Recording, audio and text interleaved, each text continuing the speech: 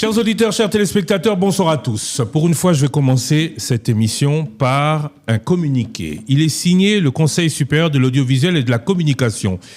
Le bureau du Conseil supérieur de l'audiovisuel et de la communication, CESAC en sigle, constate que depuis la montée des hostilités dans la partie est de la République démocratique du Congo suite à l'agression du Rwanda et ses supplétifs, les médias ainsi que les plateformes numériques émettant sur l'ensemble du territoire national diffusent de fausses nouvelles de nature à alarmer les populations, à les inquiéter et à semer dans leur chef de la psychose et à démobiliser les militaires engagés au front. Considérant que le pays est en situation de guerre avec le Rwanda et que la plupart de ces informations sont diffusées sur fond de propagation de faux bruits, le bureau du Conseil en appelle aux professionnels des médias et à tous les intervenants dans ce secteur au sens élevé de patriotisme et les invite tout à faire cessante au strict respect des termes du communiqué officiel, celui que je suis en train de lire, du 23 février 2024, lequel fait obligation à ces derniers. On va revenir sur tout cela avec le président du Conseil supérieur de l'audiovisuel et de la communication, Monsieur Christian Bosembe Lokando. Bonjour.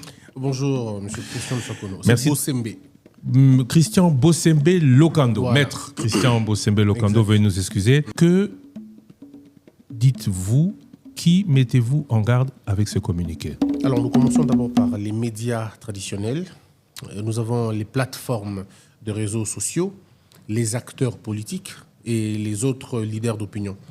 Bref, tous ceux qui se servent de la communication comme moyen de communication. En fait, je veux dire de la communication, tous ceux qui utilisent les plateformes, tous ceux qui utilisent n'importe quel autre moyen de la communication pour passer une information ou pour communiquer. Toutes ces personnes, donc, sont obligées de respecter les termes de ce communiqué. Encore qu'il faut rappeler que ce communiqué avait déjà été pris avant. Ça fait une année, on était même, on prévoyait toutes ces choses. Le 23 février. Oui, les gens avaient raconté ce qu'ils voulaient, on nous avait attaqués, on avait dit qu'on était des tortionnaires de la presse, et ainsi de suite. Mais aujourd'hui, les faits nous donnent raison.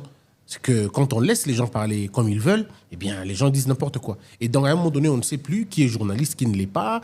Et tantôt, les sources sont biaisées, et ainsi de suite. Et donc, j'aimerais même vous rappeler que aujourd'hui, au moment où je vous parle, nous sommes en train de prendre des mesures urgentes pour déférer en justice, mais aussi bloquer certains comptes et certains médias qui ont diffusé, malencontreusement pour eux, ce point de presse de terroristes à Goma. Donc on a commencé, j'ai répertorié quelques sites, quelques comptes qui seront finalement bouchés, sinon bloqués. Et les auteurs, s'ils sont ici à Kinshasa, ils seront poursuivis et sanctionnés très sévèrement. En République démocratique du Congo, oui, vous parlez du point de presse de Goma. Oui, de Goma. Le point de presse des terroristes qui sont à Goma. Voilà. Médias traditionnels, c'est nous. Oui, médias traditionnels, c'est vous. J'en mets un peu plus. Je reviens à ça un peu plus tard. On va en revenir. Réseaux sociaux, ça veut dire que c'est le commun des mortels. Tout le monde peut être. Tout le monde. Et même on va plus loin que ça d'ailleurs. Nous avons demandé aux gens de participer, de collaborer. Ça veut dire si vous êtes dans un groupe WhatsApp et qu'il y a un homme qui, de façon systématique, un monsieur ou un numéro, de façon systématique, qui ne fait que relayer les prétendues avancées des terroristes, eh bien, faites-le savoir. Et nous sommes au CESAC, faites-le savoir. Donnez-nous juste son nom, son numéro et ce qu'il a posté. Lui, on va déférer son cas en justice rapidement et très rapidement. Nous sommes déjà très avancés avec le procureur Vondé et qui, lui, nous a promis un accompagnement parce que nous leur avons dit il faut dissuader et sanctionner très sévèrement. Y compris les groupes WhatsApp. Oui. Y compris sur WhatsApp. Oui, sur WhatsApp. Sur WhatsApp, ça veut sur dire Facebook. Facebook, WhatsApp, si vous êtes dans un groupe et qu'il y a quelqu'un, et ça c'est le patriotisme que nous demandons aux gens finalement de faire, de nous le montrer. Lorsque vous êtes dans un groupe WhatsApp, ou vous êtes dans un groupe, peu importe lequel, mais qu'il y a quelqu'un de façon systématique, ne fait que relayer les avancées, les propos, le point de vue de l'autre camp ou de les justifier de quelque manière que ce soit, faites-nous le savoir. Ce monsieur-là sera déféré en justice. Cas d'un compte YouTube, comme c'est le cas par exemple de Top Congo, j'ai dit que je ne parlais pas des médias traditionnels. Oui. Je ne parle pas du média traditionnel Top Congo, mais je prends des exemples concrets où, lors des directs, certains viennent dans les messages directs introduire ce genre de message. Que doit faire le propriétaire de ce compte? Les éjecter le plus rapidement que possible. il y a une possibilité sur YouTube d'éjecter les commentaires des gens ou sinon de les épingler afin que tout le monde comprenne. Moi, j'étais journaliste à l'époque, quand j'avais mon compte YouTube, j'ai arrivé quand même à les éjecter. Une fois qu'il est quand même publié. Oui, bien sûr. Sinon, vous n'allez pas éjecter à ce qui n'est moins pas de le publié. bloquer, à moins d'être celui qui autorise la publication de ces messages. Généralement, c'est comme ça. Parce que si vous n'êtes pas... Généralement, il faut que quelqu'un puisse publier pour l'éjecter. Si il n'a pas publié, vous ne saurez pas l'éjecter. Oui. Donc, c'est au fait ça. Donc, les groupes WhatsApp sont aussi compris, donc ça touche chacun de nous. Oui, chacun de nous. Pas uniquement, enfin, c'est des réseaux sociaux, pas uniquement des médias traditionnels, tout le monde. Tout le monde. Mais vous dites qu'il poste de façon systématique, celui qui poste qu'une fois. Celui qui poste une fois, on comprend qu'il n'a pas l'intention de nuire. Peut-être c'est juste une seule fois, même dans les médias traditionnels. Si vous faites une déclaration malencontreuse une seule fois, on comprend. Mais lorsque c'est devenu répétitif, ça veut dire que vous le faites le matin, vous le faites à midi, vous le faites le soir. Alors là, on comprend qu'il y a une intention derrière. C'est en ce moment-là que nous agissons. De façon systématique. Je quitte les RS. Oui. Vous avez dit RS, acteurs politiques. Même les acteurs politiques. Et je vais même ajouter un élément. Même dans les prédications des pasteurs. Même dans votre prêche, que vous êtes dans votre église et que votre prédication passe en direct. Parce que le problème, c'est que du moment où vous êtes en direct, disons que vous êtes en train de prêcher, du moment où il n'y a pas de caméra, du moment où il n'y a pas de diffusion quelconque de votre prédication, ça ne nous concerne pas. Mais une fois qu'il y a une caméra pour retransmettre votre prédication, si dans votre prédication, nous sentons, nous comprenons, nous déduisons une certaine façon de faire l'apologie au crime ou au terrorisme, ou sinon vous voulez justifier les actes des terroristes, un peu comme pour dire ils ont fait ceci parce qu'ils ont été, en ce moment-là, votre signal est coupé, si c'est une télévision, votre signal est coupé, et vous, les pasteurs, vous écopez d'une peine allant de 0 à 90 jours d'exclusion des médias. Et le média qui vont vous recevoir, puisque vous avez été sanctionné, ce média-là va être sanctionné aussi. Vous dites pasteur, l'Église catholique est aussi concernée. Évêque, pasteur, archibishop. Non, vous avez dit pasteur. Moi, je parle de abbé, monseigneur, parce qu'on a vu ça. Du moment où vous êtes en train de prêcher, ben c'est fini. Et que ce soit en direct. Oui, en direct ou relayé. Du moment où ça passe sur un support d'audiovisuel, eh bien, ça nous concerne. L'acteur politique. Oui. Quel genre de message est à sanctionner? Oui. Le président de la République, par exemple, je prends un exemple. Le président de la République hier a adressé un message à la nation, un message à la cohésion, un message à l'union. Certains ne peuvent ne pas se retrouver dans son message ou critiquer. C'est permis ou pas? Alors, critiquer, ça va. Dire que je ne me retrouve pas dans le discours du président, ça marche. Dire que je ne suis pas d'accord avec ce que le président a dit, ça va encore. Mais aller jusqu'à dire que nous n'allons pas suivre ça, ça ne nous concerne pas, il parle pour lui-même, ça le concerne. Alors là, c'est quand même dangereux. De façon systématique? De façon systématique. Pas une fois? Oui, pas une fois, de façon systématique. En fait, le problème, c'est que ensuite, il faut vraiment être méchant pour s'opposer au discours du président de la République. Le président n'a pas parlé de sa tribu, il n'a pas parlé de son ethnie, il n'a même pas parlé de son parti politique, il a parlé de la nation. Alors celui qui viendra émettre un point de vue contraire, il faut que ça soit contrairement à l'idéologie. Mais il va s'opposer à quoi exactement? Parce que le chef de l'État appelle à la mobilisation générale. Il nous appelle au patriotisme. Quel est l'opposé du message du patriotisme? Si vous êtes opposant, qu'est-ce que vous allez dire? Vous allez dire que le chef de l'État n'a pas bien fait d'appeler les gens. Donc, vous voyez que dans ces conditions-là, il est difficile de s'attaquer au discours du président de la République sans forcément verser dans ce que nous considérons comme l'apologie ou la justification du mal. Vous dites il faut être méchant, mais certains opposants pourront vous parler de la liberté d'expression. Est-ce que ces nouvelles dispositions ou ces dispositions qui datent de février garantissent-elles la liberté d'expression? Le CESAC, je crois même dans son intérieur, si on doit le dire, dans sa moelle épinière, le CESAC est une institution d'appui à la démocratie. Et la démocratie a pour colonne vertébrale la liberté de l'expression. Donc nous ne pouvons pas nous museler la presse. On ne peut même pas museler la pensée. Seulement nous disons que dans un cadre démocratique, nous sommes le juge de la liberté de l'expression. C'est nous qui décidons à partir de quel moment vous enfreignez la loi, à partir de quel moment vous sortez du carcan. Du moment où vous êtes dans la liberté d'expression, ça veut dire que vous exprimez librement votre pensée, il n'y a pas de problème. Mais du moment où vous allez en dehors de ce qui est dit dans la loi, vous commencez à aller en dehors de cela, en ce moment-là, ce n'est plus la liberté d'expression, puisque même la liberté, la notion de la liberté, elle est circonscrite, elle est véritablement encadrée par la loi. Et c'est ainsi que nous demandons aux gens de rester dans le respect de la loi pour que la liberté d'expression prenne son sens. Sinon, c'est autre chose. Nous sommes dans un domaine, celui de la communication. On va arriver aux médias traditionnels. Mais vous avez dit tout à l'heure, à partir du moment où nous sentons, nous comprenons, ou nous subodorons que votre message est de telle ou de telle tendance, nous pouvons sanctionner. C'est très subjectif comme idée. Quelqu'un peut penser quelque chose et vous le comprenez d'une manière différente. Non. Ce que nous comprenons de manière différente, c'est ça qui est légal pour nous. Parce que nous sommes les juges de la compréhension de ce que vous dites. Vous pouvez dire ce que vous voulez, mais si nous le comprenons de façon... si nous analysons l'intention qui vous pousse à dire ça, nous contextualisons votre parole, alors à ce moment-là, si nous établissons qu'il y a des faits infractionnels, on va vous sanctionner. Il y a une phrase qui dit « N'entendez pas ce que vous comprenez, mais ce que j'ai dit ». Oui.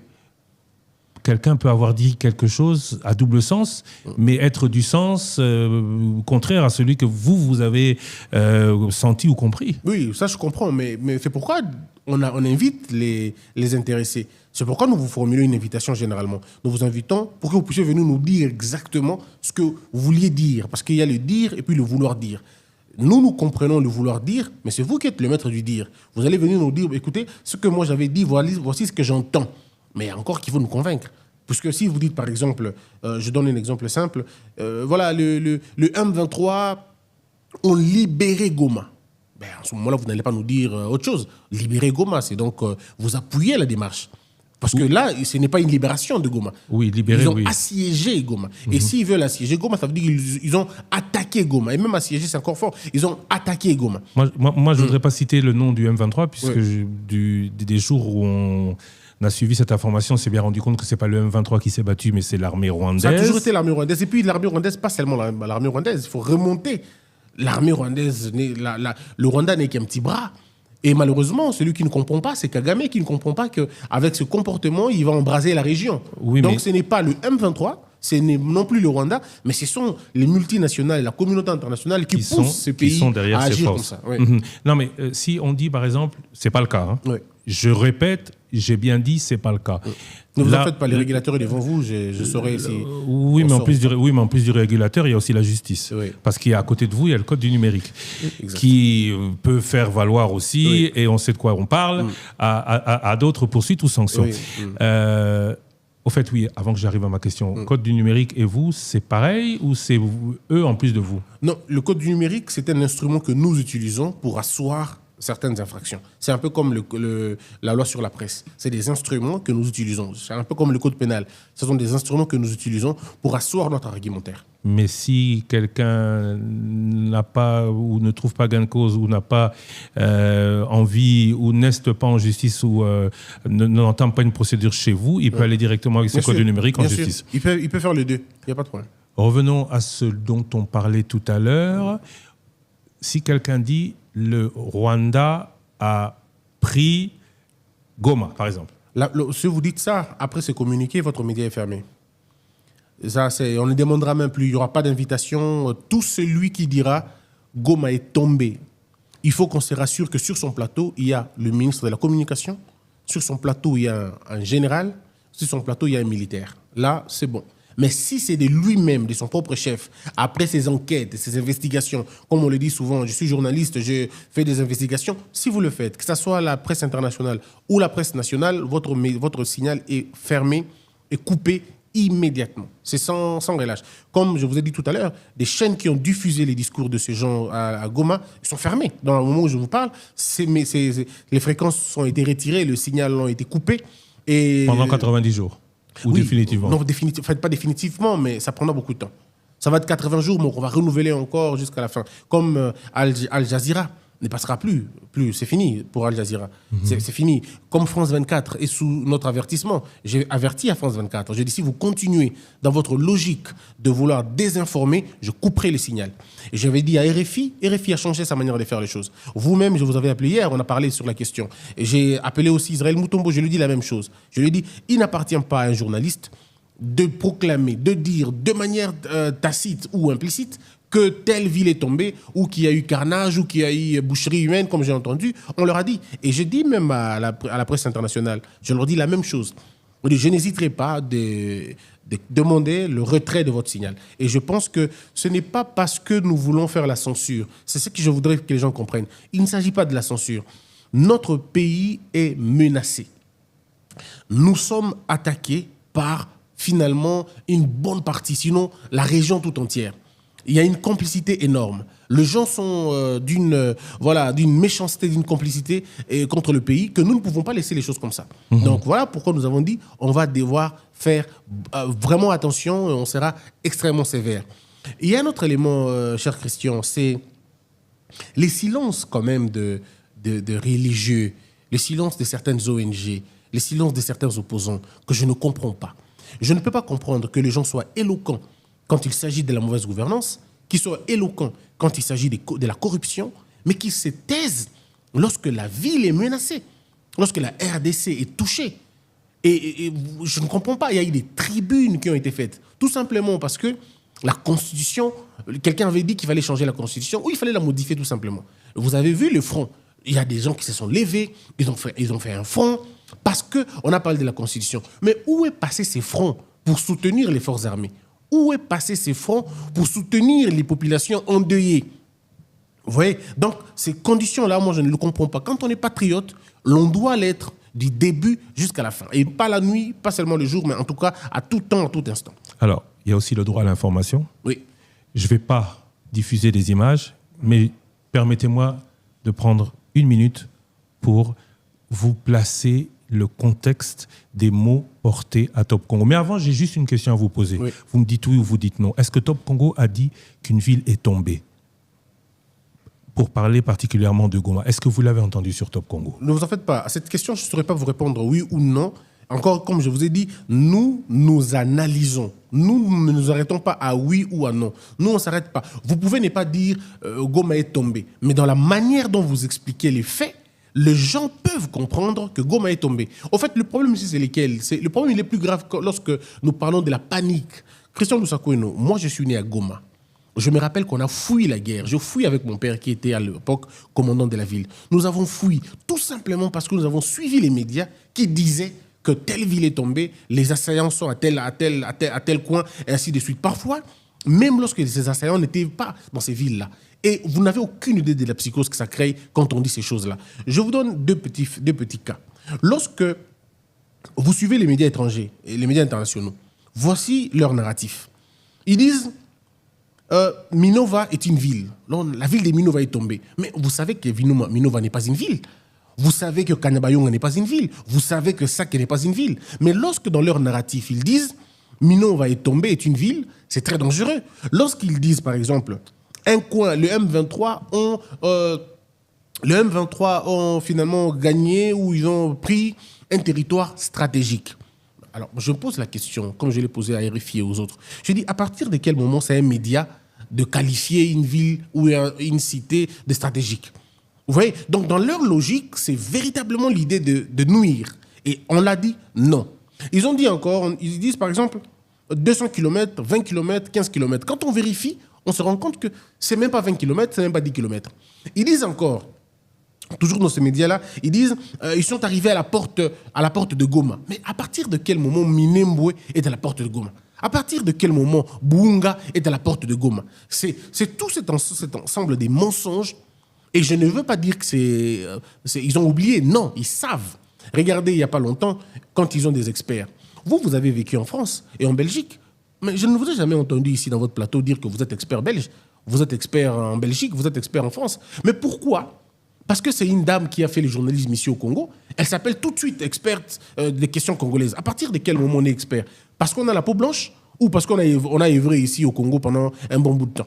Donc, c'est des choses on a dit non. J'ai dit aux journalistes aujourd'hui, je leur ai dit, plus question de ces histoires-là. J'ai demandé à France 24 de réqualifier leurs soi-disant experts en la matière. Si vous regardez les infos, vous allez voir qu'il y a une dame qui a écrit, elle s'appelle Colette, je pense. Colette Brackman. Ouais. Elle fait un édito, elle dit, voilà, le roi est nu. Mais moi, je me dire, c'est vrai, il y a les rois nus, mais il y a aussi des vieilles folles.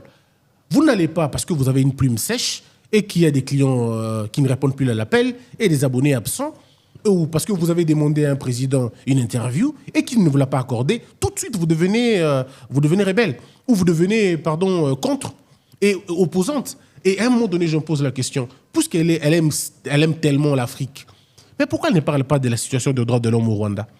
Pourquoi elle n'enquête pas sur les élections au Rwanda quand on a 98% de voix ? Pourquoi elle ne parle pas de la desserte en eau et en électricité dans certains coins du Rwanda ? Pourquoi ne parle-t-elle pas de la liberté de la presse au Rwanda ?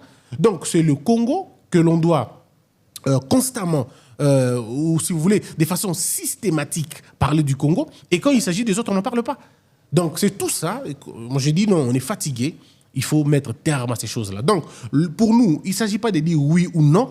Il s'agit d'analyser le fait, de le mettre dans un contexte et pour dire ici on est dans la dérision, ici on est dans la dissuasion, ici on est dans tel ou tel autre fait. Alors, je reviens à ce que je voulais faire tout à l'heure.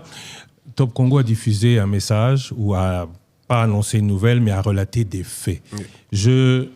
Nous ne nous sommes pas permis de diffuser ces images, mais je vais vous les montrer, puisque vous m'avez dit d'entrée, tout à l'heure, que vous ne les avez jamais vues.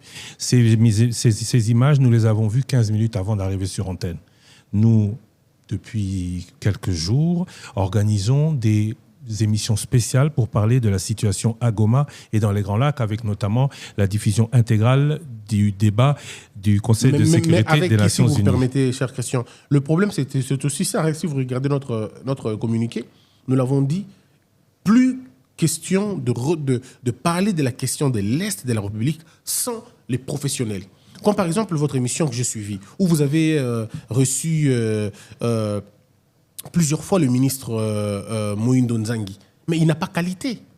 Il n'a pas qualité d'engager le pays sur la question. De diffuser des informations sur la guerre de l'Est sans se référer aux sources officielles. Oui. Il n'est pas officiel ? Non, pas ça, en fait. Il est député élu, membre du gouvernement. Mais ça ne veut rien dire. Mais ça veut dire quoi, source officielle ? Ça ne veut rien dire. Non, là, c'est pour autre chose. D'accord, mais quand on est, par exemple, pour lui, ce n'est pas à lui de nous dire comment ça se passe la ville de Goma. Non, pour cette question-là, il faut impérativement que ce soit un militaire ou que ce soit lui-même le ministre de la Communication. Sinon, le président de la Régulation. Mais en tout cas, pas. Ah, y compris vous ? Oui. Vous allez peut-être devenir plus spécialiste qu'un militaire. Non, pas spécialiste. Moi, je regarde le contenu.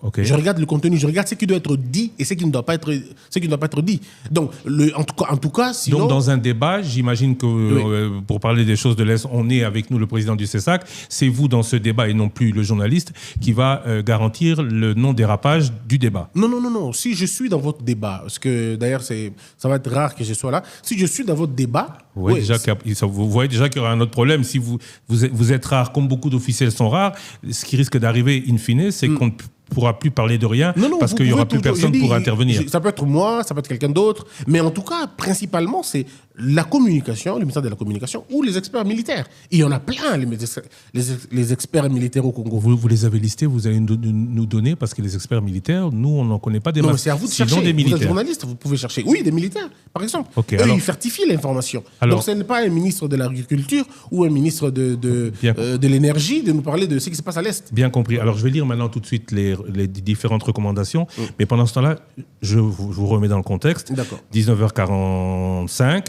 L'émission va commencer dans 15 minutes. Nous, on n'allait pas parler de la guerre, on allait diffuser le Conseil de sécurité des Nations Unies. On reçoit ces images. Ces images se déroulent.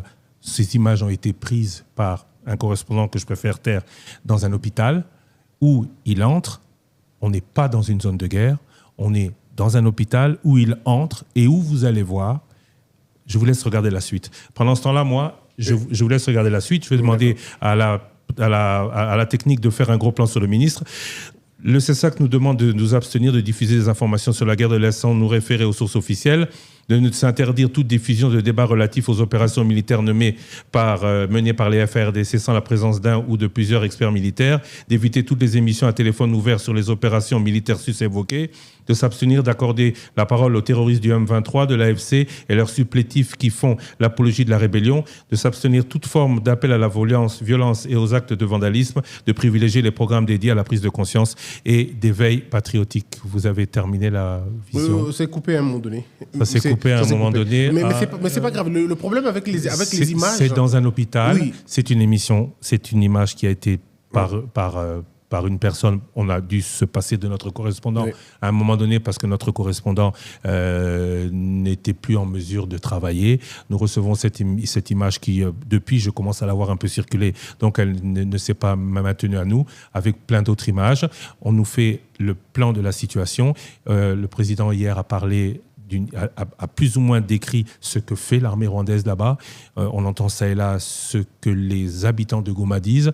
Tout ce qui a été dit par nous n'avait pas pour but de démotiver l'armée, mais juste de dire que, c'était l'armée rwandaise, et pas n'importe quelle armée rwandaise, parce qu'ici au Congo, on parle de FARDC, on parle de garde républicaine. Enfin, je ne veux pas parler des choses militaires parce que c'est interdit, mais juste pour dire qu'on n'a pas pris des hommes du rang. Oui. Ça veut dire le Rwanda a envoyé son corps d'élite pour faire du mal au Congo. Oui. Et est-ce que vous comprenez le Congolais? Je comprends très bien, mais le problème... Qui peut s'émouvoir de pareilles choses et le dire en direct pour dire à la nation entière qu'il ne s'agit pas d'une attaque, d'une rébellion, mais qu'il s'agit d'une armée étrangère, parce que ça a été dit dans l'élément. Oui. J'ai vu qu'on a coupé 1 minute et demie ou 2 minutes maximum d'une émission qui a fait 1 heure, qui dit ce n'est pas une rébellion, c'est une annexion.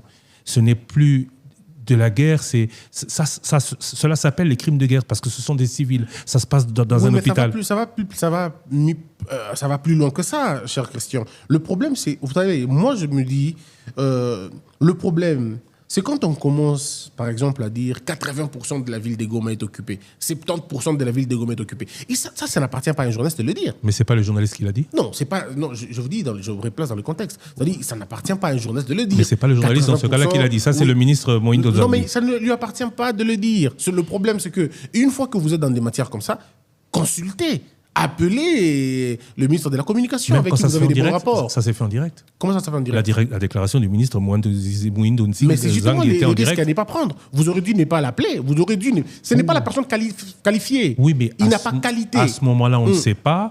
À ce moment-là, il parle de Goma. À ce moment-là, c'est pour lancer un appel aux populations de Goma. Il a d'ailleurs fait en Swahili pour dire aux populations de Goma de ne pas, même si on a précisé avant l'émission, pour ne pas dire ensuite qu'on est en train de démobiliser les personnes à Goma. On a la radio qui réémet Top Congo à Goma n'émet plus et des problèmes se posent dans la ville de Goma. Oui. Voilà.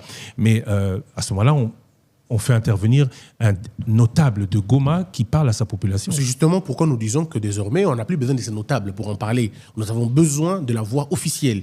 Attendant, quand les choses vont se calmer, on reviendra dans un cas normal. Là, on pourrait appeler les notables, les préfets des écoles, si vous voulez, même les parents, on pourrait les appeler. Mais en ce qui concerne, en fait, pendant cette période, nous avons demandé à ce que la parole ne soit accordée qu'aux personnes qualifiées. Parce qu'il y a une question d'habilitation.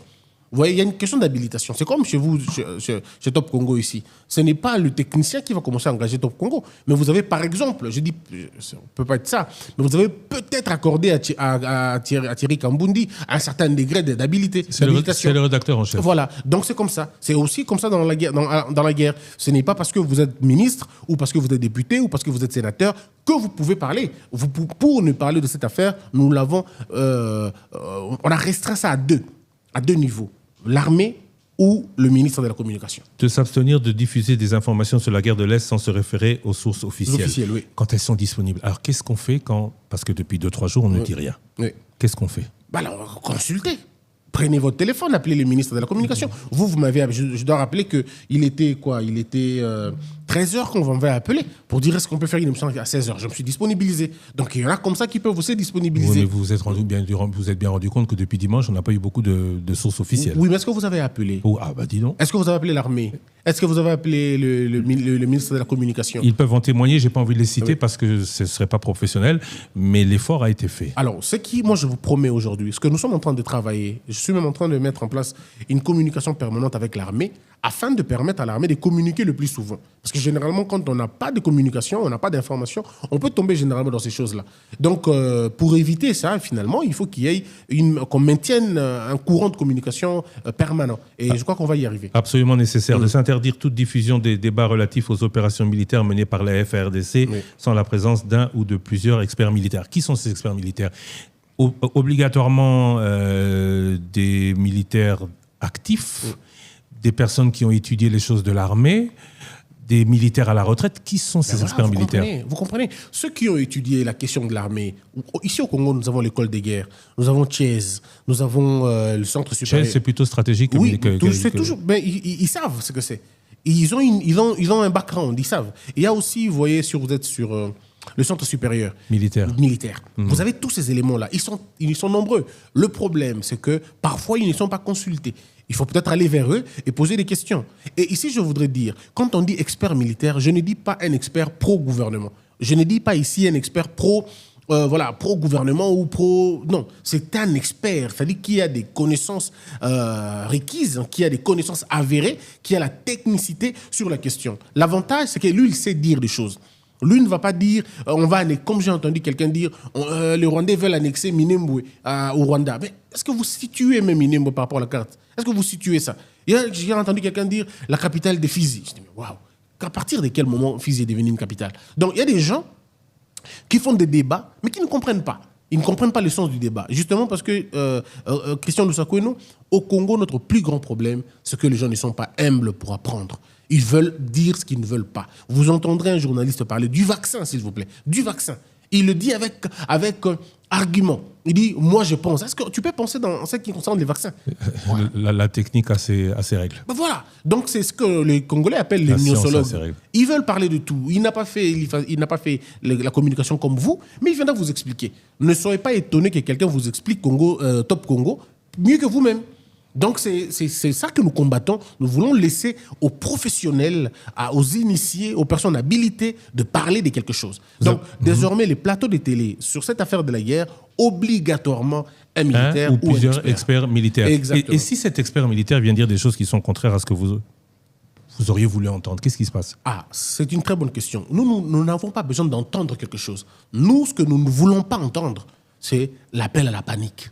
Ce que nous ne voulons pas entendre, c'est l'appel à la désorientation ou à la désinformation. Mais ou disons si à la l'évidence à un moment donné est à l'escalade, et que l'expert vient le dire, qu'est-ce que le média doit faire? Le média doit s'en tenir à la version officielle.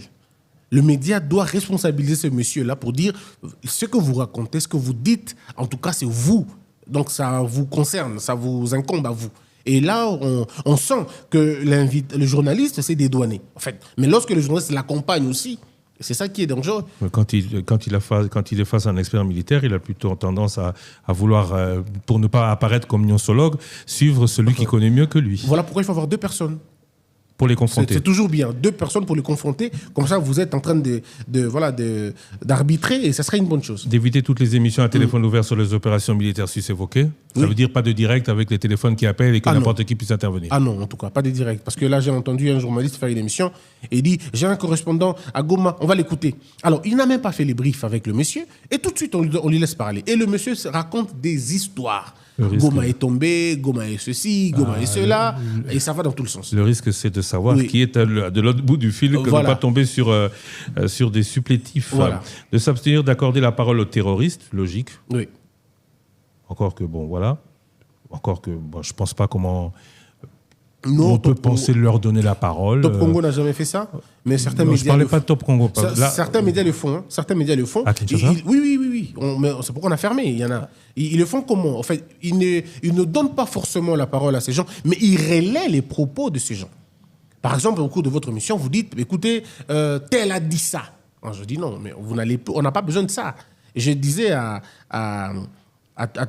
RFI et à France 24, je leur ai dit, mais écoutez, lorsque les terroristes prennent des territoires et des petits villages, vous dites, le M23 ont pris tel territoire. D'accord? Mais quand il s'agit de l'armée congolaise, voici la rhétorique. Ils disent l'armée a annoncé. Un peu comme pour dire qu'ils prennent des distances dans ce qui concerne l'armée, mais ils affirment quand il s'agit des terroristes. Alors il faut qu'ils choisissent leur chapelle. C'est pourquoi on a dit non, on ne peut plus continuer comme ça. Si vous êtes dans cette logique-là, on bien enfermera. Les médias internationaux sont tenus aux mêmes règles? Oui, bien sûr. Ah, bien sûr. Les médias internationaux Bien sont tenus aux sûr, mêmes Al règles? Jazeera a fermé. Al Jazeera a fermé parce que le journaliste se permis de venir à Kinshasa frauduleusement, d'interviewer le monsieur, un terroriste, et puis partir diffuser ça chez eux. On a dit non, on coupe. Mais ça, alors si aujourd'hui, allez, les FRDC, je vais aller totalement à l'ouest parce que si je parle de l'est, je risque de me retrouver. Non, parce frère, que encore une fois, je vous rassure que je suis là. Les régulateurs sont là. Les FRDC ont repris le contrôle du village de Nsala dans le Congo central. Je ne peux pas le dire, vous n'êtes pas là. Non, si vous donnez... Si je dis les FRDC ont repris le contrôle, je ne peux pas le dire. Si. Ah non. C'est ça, ce sont les FRDC. Ah non. Oui. Ah non. C'est marqué de s'abstenir de diffuser des informations sur la guerre. Ah oui, de l'Est. Ben oui. Alors, un autre village à l'Est, pendant la guerre, où c'est les FRDC qui reprennent, je ne peux pas le dire tant que vous n'êtes pas là. Si, on dit ceci. Demandez, rassurez-vous que l'information que vous voulez donner est venue des officiels. Et quand on parle des officiels, notre entendement des officiels, ce n'est pas tout celui qui est payé par l'État. Oui, mais vous savez les officiels, c'est-à-dire les responsables du secteur. Pour avoir été journaliste, vous savez très bien que les journalistes ont aussi leurs propres sources. Oui. Que c'est la course à la diffusion. Oui. Si la nouvelle est heureuse et que Top Congo apprend, avant, je vais citer actualité.cd, bonjour Patient Ligodi, si on apprend les premiers que la FRDC ont reconquis un territoire, on a envie de ne pas attendre que ce soit les FRDC qui l'annoncent. En termes clairs, lorsque c'est une information va dans l'avantage du gouvernement ou l'avantage de l'État congolais, on est bien d'accord. On peut se passer de certaines règles. Mais lorsque l'information va à l'encontre de l'État, à l'encontre du gouvernement, à l'encontre de l'armée congolaise, en ce moment-là, on vous demande de vous référer. Si ce sont les FRDC qui reprennent le contrôle d'un territoire, dites-le, il n'y a pas de souci, personne ne viendra derrière vous. Mais si ce n'est pas les FRDC, ce ne sont pas les FRDC, mais plutôt un mouvement rebelle ou un mouvement terroriste, en ce moment-là, on dit non. De s'abstenir de s'abstenir à toute forme d'appel à la violence et aux actes de vandalisme, ça, logique, parce que ça, c'est aussi le B.A.B.A. Oui. De privilégier les programmes dédiés à la prise de conscience et d'éveil patriotique. Quel genre de programme, par exemple? Alors, vous savez, par exemple, je me dis, nous sommes en situation de guerre. Je ne peux pas comprendre que pendant que nous sommes en train de nous battre, qu'à Kinshasa, que l'on diffuse en longueur de journée des musiques ou de programmes de divertissement non essentiels. Ça veut dire des programmes de danse, des programmes inutiles. Ça ne nous aide pas. Alors, à côté de ces choses, vous allez voir que là, le temps est clair. Nous recommandons, sinon nous encourageons les médias à diffuser des contenus éducatifs qui appellent à la conscience. Par exemple, ici chez Top Congo, il y a des émissions que vous avez eu à faire, des émissions ontologiques. Des émissions d'ontologie, des émissions de grande envergure avec des anciens, j'ai suivi plusieurs fois les mémoires avec telle autre personne de parcours. Voilà. Rediffusez-nous des émissions comme ça, parce que ça enseigne, ça garde la population en éveil. Mais figurez-vous que le matin, midi, soir, qu'il n'y a que la hanche qui danse, on ne fait pas activer les cerveaux, c'est très compliqué. Donc même pour la télévision, nous leur demandons des documentaires, encore que, se faire rire, encore que ces documentaires doivent être originaux. Là, c'est une autre histoire. Donc, des documentaires qui parlent de l'éveil de conscience, des documentaires qui nous parlent de notre histoire. Nous préférons ça aux musiques et aux histoires qui ne sont pas intéressantes. Parce que regardez, ceux qui sont à Goma, quand ils regardent les images de Kinshasa et qu'ils voient les gens fêter matin, midi, soir, à un moment donné, ces gens se disent, mais est-ce que ces gens sont avec nous? Parce que c'est comme dans une maison, une chambre est en feu, et vous entendez les gens jouer la musique au salon. Mais quelle insouciance! Donc pour garder les gens dans la même logique, nous demandons aux médias de nous accompagner. Mais en même temps, nous demandons aussi au gouvernement d'aller jusqu'au point d'interdire certaines kermesses. Certaines kermesses devraient être arrêtées pour que l'on puisse avoir une même idée, une même logique, une même pensée. De privilégier les programmes dédiés à la prise de conscience et d'éveil patriotique, ça concerne aussi les médias internationaux? Non, les médias internationaux ne sont pas concernés puisque ils émettent à partir de leur pays. Ils n'émettent pas ici. Oui, mais à partir d'ici, donc ceux qui émettent ici, à partir d'ici, ils doivent respecter cela. Monsieur Christian Bossembe Lokando, merci beaucoup d'être venu. Vous savez que cette émission se termine de manière brute, donc on va aller dans la régulation. Cette régulation, vous l'avez, le CESAC, vous le dirigez depuis plus de 2 ans maintenant. 2 ans, oui. Certains disent que vous êtes très sélectif. Oui. Sélectif. Ah, ok. Sélectif. Vous sévissez chez les uns, vous ne sévissez pas chez les autres. Certaines plaintes sont déposées et vont très vite à l'exécution pour les uns, d'autres pas du tout. Je reconnais, cher Christian, qu'il y a des moments où, lorsque quelqu'un porte plainte et que ça va moins vite, je peux comprendre. Et à chaque fois, je m'en excuse toujours. Et nous nous excusons toujours. Parce que nous estimons que c'est difficile, quand vous avez autant de plaintes, de les suivre toutes. C'est difficile. Mais nous faisons de notre mieux pour que les plaintes, surtout les plaintes, parce que l'autosaisine, on peut encore s'en passer. Mais quand c'est une plainte, quelqu'un vient se plaindre, je ne comprends pas pourquoi l'on ne doit pas être rapide. Parce que la personne qui vient se plaindre vous fait confiance. Parce que le problème, c'est quoi? C'est que quand quelqu'un vous a fait confiance et qui s'est plaint et que vous n'avez pas réagi, ici, la personne peut se décourager et peut ne plus revenir vers vous. Donc, nous rassurons tous ces gens-là que nous comptons sur leur indulgence et nous continuons à travailler sur la question. Mais on n'est pas sélectif, en tout cas, puisque nous sanctionnons tout le monde, si possible, et nous accordons aussi, bien évidemment, des faveurs, sinon des pardons aux uns tout comme aux autres. Je ne parlais pas de cas particuliers. Hein. Oui, je veux juste oui, ça arrive. On nous a fait des remarques comme ça. à la réflexion collective, et particulièrement à celle du président du CESAC, que le déni de justice ou le manque de justice est une injustice. Oui. Et qu'à partir du moment où il y a injustice, on peut se poser la question de savoir si, vous avez dit, vous êtes une institution d'appui à la démocratie. On peut se poser la question de savoir si ça sert réellement à appuyer la démocratie ou plutôt d'organe de sanction ou de censure de certains médias. Non, pas du tout. Nous, on ne censure pas de médias. Au contraire, nous aidons les médias à évoluer. Par exemple, là, nous sommes en train de réfléchir sur comment fermer les médias en 2025. Comment fermer les médias? Pourquoi pas ouvrir? Non. Les médias, il y en a tellement beaucoup et qui ne respectent pas les règles et qui ne sont pas des médias. Regardez. Alors pourquoi vous posez la question, s'ils ne respectent pas les règles, comment les fermer alors qu'il suffit juste de leur opposer la loi? Non, oui, justement, c'est à cause de la loi qu'on va les fermer. Regardez, Top Congo, quand on vient chez vous, vous louez un bâtiment. Vous avez un personnel. Donc, lorsque vous facturez votre publicité, c'est en fonction de vos charges. Mais vous avez quelqu'un qui, lui, n'a pas toutes ces infrastructures. Il n'engage personne. 80% de son contenu est le fruit du piratage. Ce monsieur-là, lui, il demande à votre annonceur, l'annonceur qui vient vous voir, et vous lui dites, monsieur, pour que je vous fasse une publicité chez moi, c'est bien $300 la minute.